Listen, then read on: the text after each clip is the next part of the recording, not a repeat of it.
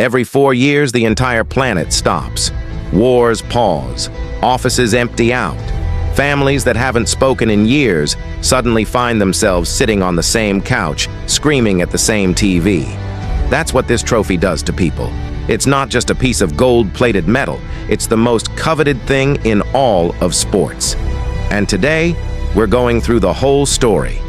From a muddy field in Uruguay all the way to the lights of Qatar.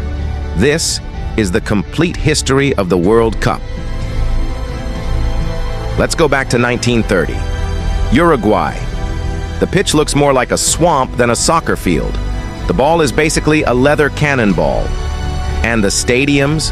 They'd probably violate about 50 building codes today. But none of that mattered, because what was happening here was completely new. FIFA decided the world needed one tournament to crown the best national team on the planet. 13 countries showed up. Most of Europe didn't even bother making the trip because Uruguay was just too far. But the ones who came, they played their hearts out. And the host nation, Uruguay, won it all. The first ever World Cup champions. It started right here. Now we get to the era that pretty much defined what soccer could look like at its absolute best. In 1958, a 17-year-old kid from Brazil stepped onto the World Cup stage for the first time. His name was Pelé, and from that moment on, the game was never the same.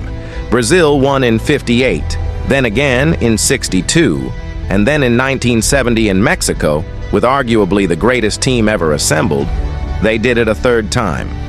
Under FIFA rules back then, the first country to win 3 World Cups would keep the Jules Rimet trophy permanently.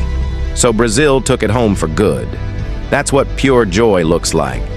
But here's the thing about soccer, and honestly, about sports in general. For every winner, there's a loser. And sometimes that scoreboard tells a story that hits you right in the chest. 95th minute, home team down by 1.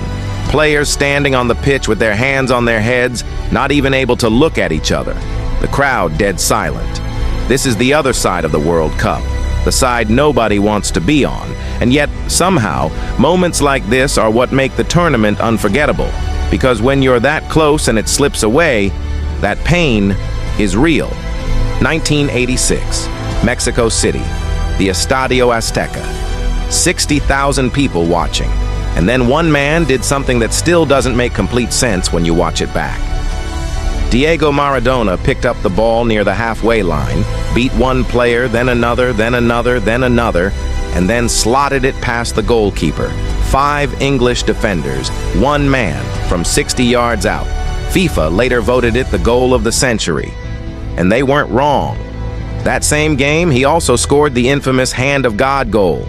Yeah, he used his fist and the referee didn't catch it. Classic Maradona. Argentina won the whole thing that year. One man basically carried an entire nation to glory. Jump forward to 1998. France is hosting the World Cup for the first time, and the host nation absolutely delivered. Zinedine Zidane, one of the most technically gifted players ever, scored 2 headers in the final against Brazil. Final score, France 3, Brazil 0. Meanwhile, Brazil's superstar Ronaldo had reportedly suffered some kind of medical episode the night before the match and was never quite himself on the pitch. Paris exploded, the Eiffel Tower lit up, and France had their first ever World Cup title on home soil.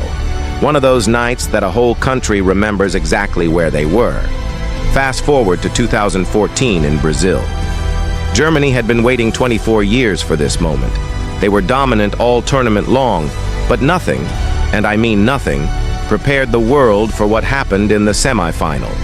Germany versus Brazil, on Brazilian soil, and Germany won 7-1, 7-2-1.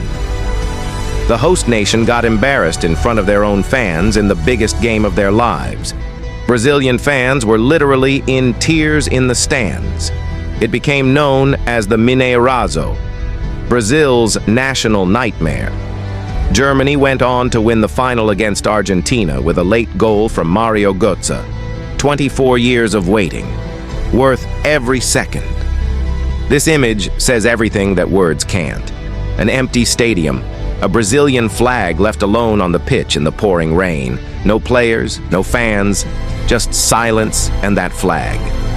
After the 7-1 loss, the atmosphere in Brazil was unlike anything the sports world had ever seen.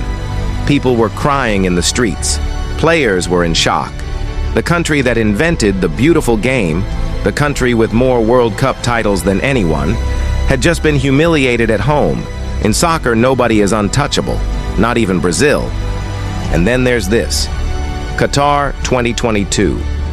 Lionel Messi's last real shot at the one trophy that had somehow eluded him his entire career.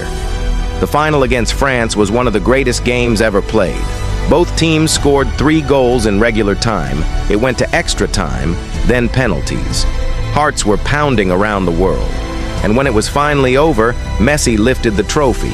Mud on his jersey, tears in his eyes, confetti raining down, tens of thousands of Argentinian fans flooding the pitch.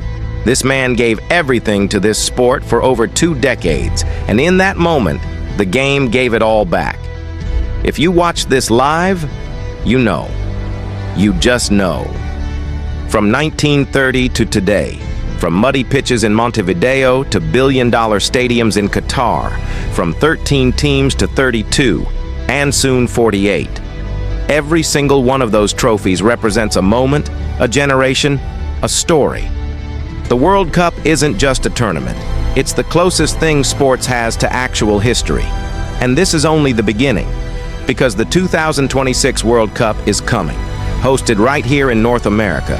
So if you want to be ready for every story, every rivalry, every underdog run, subscribe, because we're just getting started.